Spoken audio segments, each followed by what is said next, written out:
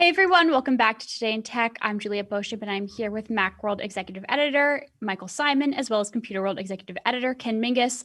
We are live here on LinkedIn and YouTube, so if you're watching and you have any questions, please do leave them in the live chat or the live comments, and we'll do our best to answer them while we are live. So the topic of the day, you maybe have seen Intel's new, anti-Mac sort of Mac attack ads. I'm using Justin Long, who was the Mac guy of the 2000s, telling everyone to buy a Mac. PCs are slow, they're bad.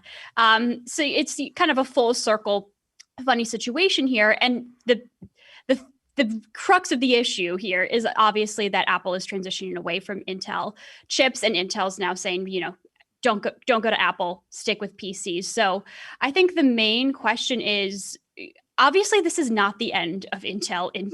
Apple only takes up some market share. PCs are still huge around the world. So, Intel's going to be fine, but I'm curious how Intel PCs compare to Apple Silicon Macs right now. I'll jump in on that. I mean, gee, when you talk about the Intel ads, I mean, defensive much? Okay, cute. We'll bring back, young Long. I guess he's not as young now as he used to be, but I mean, I don't quite get who these ads are aimed at. I mean, if you're buying a Mac, you're buying a Mac. If you're buying a PC, you're buying a PC.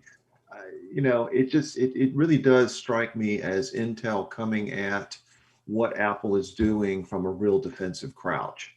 And I mean, yeah, of course, Intel's not going away. And Yeah. But I'll be curious to see the pace of evolution, Apple versus Intel over the next 3 to 5 years in terms of the silicon that they're developing. I don't know. I mean, Michael, what do you think? Do you think that? I don't think Intel should be running these ads. I think it's just kind of dumb. Yeah, I mean that's not a bad thought. First of all, who remembers the Mac vs. PC ads that isn't steeped Old in people. Apple culture? Yeah, I remember them. Vaguely. Okay, not old people then. Well, I mean, all right. So you're how old are you, Julia? You're 20s? I'm 25. I don't want to give anything away. So I was probably when they were coming out, A toddler, 12 or 13. early teens. Yeah. I certainly remember them. I mean, Justin Long was in a great movie with Lindsay Lohan, so that's really how I remember. Yeah, But he was That's your real frame of popular reference. at the time that they Totally. ran those ads. And Yeah. he's not so much anymore. And Was it this reminds me before of or after when, John when Hodgman was on? Go ahead. Yeah, he was. Hodgman was also popular, and they were good ads. Yeah. They were funny ads. Yeah. The what makes these kind of perplexing, aside from the timing of them in 2021, is all right. Intel doesn't make Windows. Intel doesn't make PCs. They make chips. right. None of these commercials talk about the processor. They Right. talk about Windows and Windows laptops and how much better they are than Macs. And I don't know what. So, all right, what are you selling me, Intel? Because I can buy a Windows PC with an AMD processor. I don't have to buy yours. Yeah, so You're just Intel's saying doing at all costs, don't buy a Mac. free promotion This for just- Microsoft. This just Yeah. this just strikes me as like some marketing people at Intel were sitting around spitballing a month or 2 or 3 ago after the M1 came out and said, "Hey, we'll get Justin Long and we'll turn the tables." And it's like, sure, let's do it. And no thinking went into Yeah, went it's behind getting them attention in all the wrong in a ways. bad way. It's one of these weird things where the Apple's the subject of the negative commercial, and they're getting all of the praise because here's the thing: you don't punch up, or I'm sorry, you don't punch down, and that's what Intel says they're doing. So what they're essentially saying is that Apple makes a better processor than They're elevating Apple in Yeah. a way that they don't want to. because if they didn't, if Apple's M1 was crap, and Intel wouldn't need to run these ads. So they're on one hand saying our stuff is the stuff that's powered by Intel processors is better. But on the other hand, they're also naming Apple as their competitor, who has, last time I checked, barely 10% of the market. Right. So what are we doing here, Intel? What's the point here? Yeah, Well, I think. mean, Go ahead, Ken. Go ahead, Julia. Well, I was just going to say real quick, I think there was a burst of publicity around Apple last November, October, whenever the M1 laptops or M1 based laptops arrived. And there Mhm. were a lot of very solid benchmarks, and a lot of, the tech press really dove into what Apple was doing, where it's going, innovation, all the system on chip things that it's been doing. And everybody's like, "Ooh, what does this mean for Intel?" And appeared to be the response. And I just don't. It's not a technological response. They're treating this like it's a marketing issue. And I think the best thing Intel could do right now would be to evolve its chips and hit some deadlines and show that it's still in the game rather than just saying, "Oh, we're better than Apple." I just I don't get it. If I was Intel, I'd be more afraid of AMD than I would be Apple. But it's the same argument. Intel was the brand, like that was it. Intel Inside, Pentium, like they started this whole the processor wars, and they we didn't know what processors were as consumers before Intel came along and started running those ads. Like they really put the processor in center stage. It used to be where if you were a pro user or whatever you want to call it, for lack of a better word, yeah, you knew the processor inside your machine. Consumers didn't. And Intel, they brought that to center stage. And I don't know how Intel can compete now, because they lost Apple and they're not getting them back. And there's some rumors that maybe they will manufacture their chips. That's not happening. Apple has proven it can manufacture at a ridiculous scale. It doesn't need Intel's help. So there's that. On the other hand, they're still on a 10 nanometer process. Like they haven't evolved or innovated their chips in a long time. Intel, it's been a while. They don't make chips for smartphones. So Qualcomm's got that locked up.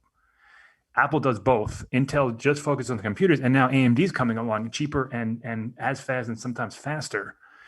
And so this smacks of a desperate move by Intel to kind of, I don't even know what, to throw their weight around a little bit, but they got to focus on what's wrong with their own business before they start throwing stones at someone else's. Because they also lost Apple for modems too, right? Am I making that up? Well, they didn't lose them. They did and they didn't. They had struck a deal with Apple for 5G modems, and then a couple of years ago realized that they couldn't actually deliver. Right. That's what happened. Okay. So Apple ended up buying the scraps or the project that they were working on, and now Apple took over that for $1 billion, and they're working on their own modem. So Qualcomm supplies the modem for the iPhone. Right. Intel was supposed to. They couldn't. Apple bought that. They're working on it, and they're going to take that project now, and presumably in 2 or 3 generations have their own modem inside the iPhone. Okay. 5G modem. Michael, refresh my memory. The M1 chip, that's a 5 nanometer or 7 nanometer? 5. 5. Yeah, 5. Of course. 5. Yeah, the A14 is 5. The next step will be 3. 3, which is a couple of years away. Yeah. Well, yeah, but do you think Intel's going to be anywhere near 3 nanometers? They're not even at 7 years. I know. That's my point. No. You just made the point that Intel's sort of throwing its weight around. It doesn't have any weight to throw around. I mean, it's already behind, and Apple looks like it has the potential, given the scale at what it can do and the people it's got on board, to to sort of lap Intel a couple of times here. And we'll see, but I just don't. I'm with you. I don't understand I mean, I get it from a stuffy corporate move that all right, we need to do something to respond here, but if the M1X or the M2 is the workstation class desktop processor that we expect it to be. So right now the M1 it's very good. But if you want a Mac Pro, like that type of, or an iMac Pro that they discontinued, like that type of power, it doesn't deliver that. It's a consumer level processor. It's fast for us. It's not fast for like rendering farms and servers and stuff. Right. Intel still owns that market right now. If the M1 or the M2, M1X, M2 or M3, whatever it is, comes along in the Mac Pro and can compete with the Xeon 18 core workstations, I mean, Intel is just they gotta panic, because I think they are panicking. I mean, maybe they are already. Yeah. You make a really good point that the real competition they should focus on is AMD, because for sure. This gets back to that that's Windows. That's their direct competitor. Yeah. Right. I mean, they don't really compete. I mean, if you're thinking of buying a computer, you're either going to pick an Apple, Mac, or a Windows machine.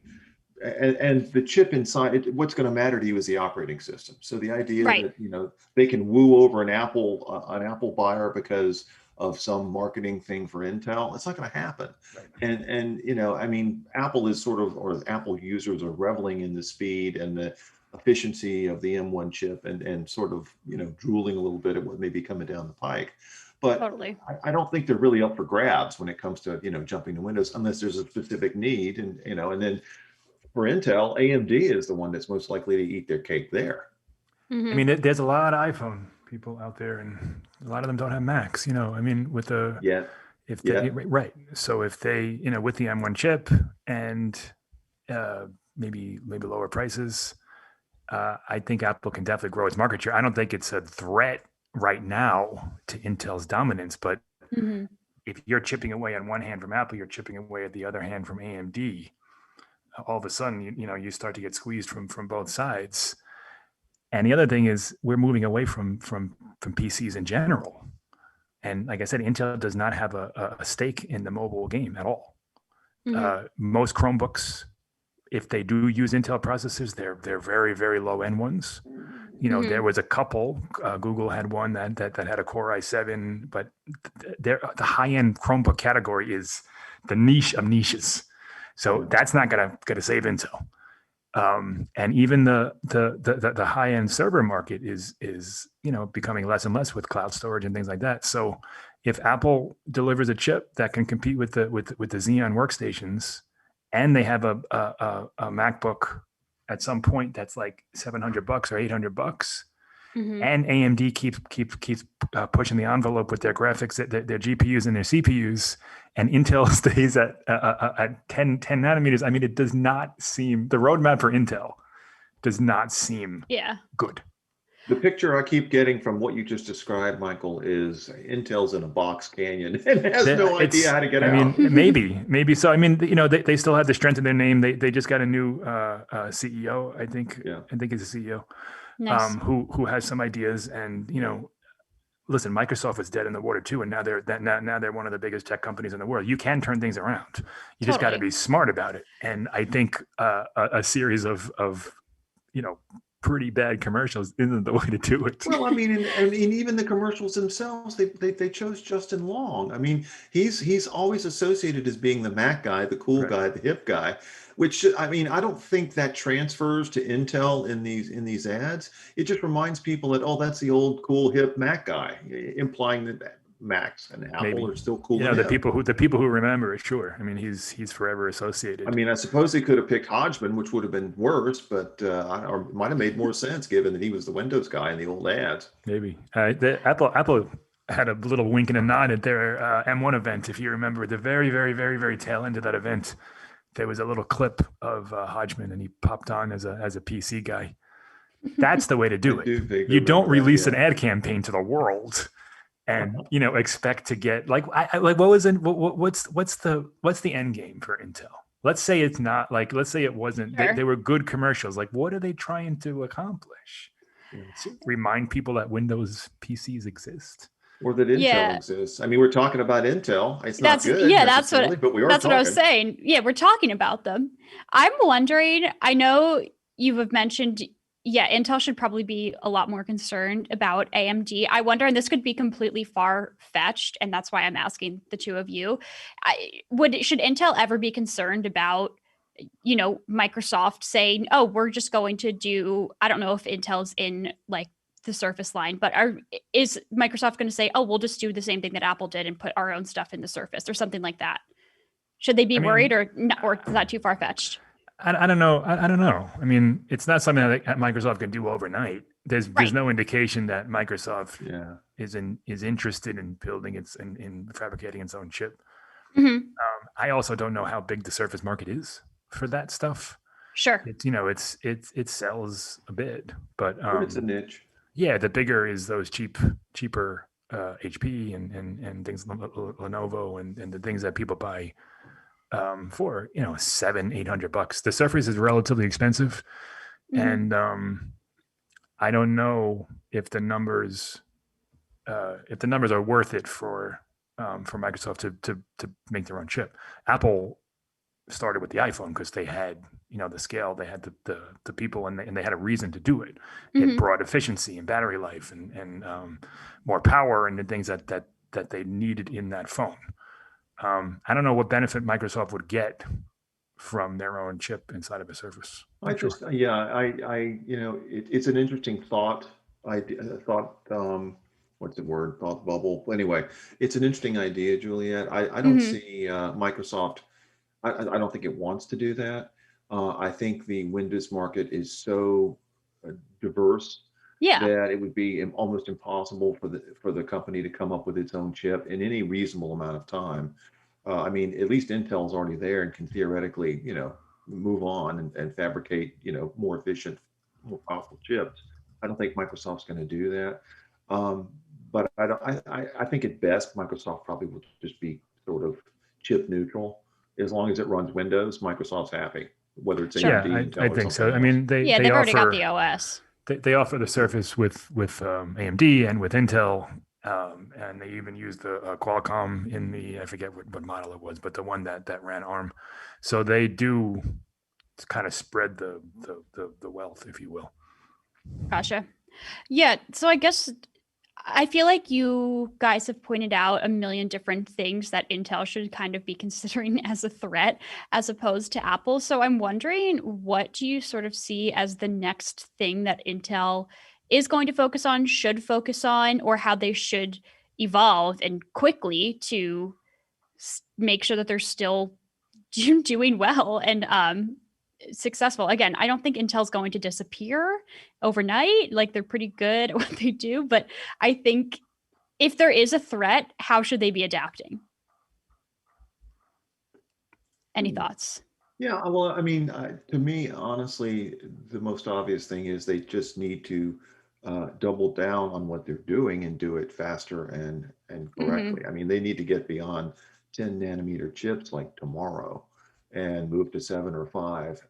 I don't know what there have been problems in the past with Intel when Apple has wanted to move forward and Intel couldn't quite hit the mark, either in terms of the chips it was producing or the efficiency or, chips that ran hot. And I think that's one of the things that spurred Apple to do something it was already going to do if it could, just move to its own chips. So I think the best thing for Intel to do is to double down. I mean, you're right. It's not going anywhere. There are an awful lot of smart people there who know what to do. But if nothing else, it's a wake-up call that they really need to start moving pretty quickly. And it's go ahead, Mike. They just had an event or whatever this week where CEO Gelsinger, he talked about, in glowing terms, their roadmap and their, 7 nanometer by 2023, and we're partnering with IBM, and we're going to open up more fab plants, and they have a plan. Totally. The problem is their competitors also have a plan, and AMD has been killing it, and Apple also. And the more customers see alternatives to Intel, the harder it gets for Intel to remain relevant. But they definitely have plans. It's not like they're going to stop making chips and start making coffee makers anytime soon. Like Intel's. I don't want an Intel coffee maker. No, it'll run too hot. That's good. We didn't even set that joke up. That was a good one. That was a good one. Good. We should have planned that in advance. But they definitely have the resources, the name, the innovation, and certainly the money to make this work. Yeah. And they don't have to, scrap everything. This isn't Apple in 96. They're just, they're facing some pressure. And, listen, we wouldn't be talking about it, like Ken said, we wouldn't be talking about it without the commercial. So, maybe they purposely made a bad commercial just to get their name in the press again. Maybe they're playing 3D chess here. Nah, I don't think so. I think this is just a bad commercial, but the best thing they can do right now is drop this ad campaign and just double down on the technology and the hardware. If they deliver, then this will be a blip. No one will care. It'll be that crazy commercial they did in 2021. But if they're delivering, faster, more efficient chips, within 6 months to a year, and they can say, well, Apple's got us on the Apple side, but we're taking off, and we're going to beat back AMD, then they'll be okay. I've got one more sort of closing question here. And I think my general question is you again, Intel and AMD, they're going to be the big players in PCs. Is there what type of consumer, if any, is saying, oh, I prefer an Intel processor over an AMD processor? And then, or is this, I guess I'm kind of thinking, why release a commercial talking about how great Intel is if it's kind of seems like they should be telling, the the device makers, hey, put us in your devices. Does that make sense?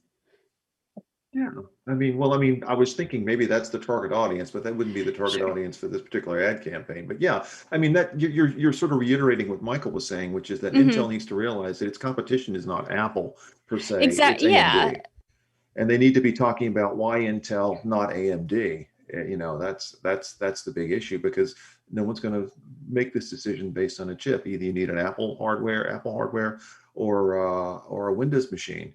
And this ad campaign just kind of misses the mark. I don't know, Michael, what do you think? Well, yeah, I mean, the campaign talks about touch screens and games and things like that. And yeah, both AMD laptops and Intel laptops can do all of those things. Right. It was more of a commercial for not buying a Mac. Mhm. I mean, it seemed like it was in poor, like they were like just sore losers. Like, well, you're going to leave us and we're going to tell everyone why your thing sucks. And, like we've been saying this whole time, Intel makes great chips. They make, Yes. some of the best in the world. They just need to continue to focus on what they do right and really get that roadmap really has to be shored up because they've been promising these 7-nanometer chips for I think like a decade or close to it. So now they're saying the final design this year, 2023 in products, which would be fine. If you can deliver that, then good. Because there are people that are waiting for it. There are a lot of people that care. They do care about Intel versus AMD. Totally. There's a lot of PC enthusiasts, hardcore Definitely. gamers, things like that. They look at every single spec and every single number and every single chart and benchmark, and they want the best that they can get, and they're willing to both wait and pay for it. So Intel just continue to do what you do best, and don't worry about the Apple. the little client you just lost. Yeah, definitely. Yeah, it's just, I think where I was curious is that obviously like PC gamers and PC enthusiasts, certainly not like a very niche market. Like there's a lot of people who are really interested, but I think like it's still not your everyday consumer who's saying, oh, I need to buy a laptop. But to that end, I know we got a note that was saying it's kind of seems like it's a theme for a theme in advertising to take, your main character who was in your ads years ago and then put them in your competitors' ads years ago. And put them in Sprint Verizon and Sprint. Verizon, yeah. Can you hear me now? We all know what happened to Sprint. They sold themselves. They went away. They got bought out. Yeah. Perhaps it's not a good harbinger of what's going to happen to Intel. Yeah. Okay. Forget about that. Intel, forget about that. It'll be fine. But all right. Well, thank you both so much for calling in. I think this is interesting to discuss, like, the merits of Intel versus Apple Silicon. But obviously, there's not, Intel and Macs are done for now. So. Yeah. If you're looking for Intel, you're not going to find it in a Mac. And well, yes, you can still buy some if you want to. Right. There's a couple that why would you do that? Don't do that unless you really, really need a specific Intel Mac right now. Just hang on a few months. But I completely lost my train of thought. I'm sorry, Ken. Uh-oh. Sorry. That's okay. My bad. I had something to say and I completely lost it. That moment of brilliance. Oh well. Ultimately, though, commercial aside, competition is good. Apple entering the PC Mac market with its own chip will only raise all ships. It's gonna make Intel stronger eventually. It's gonna increase AMD as well. I mean, it's gonna bring people knowledge of these types of chips, these ARM-based chips. Like it's all good for the end consumer.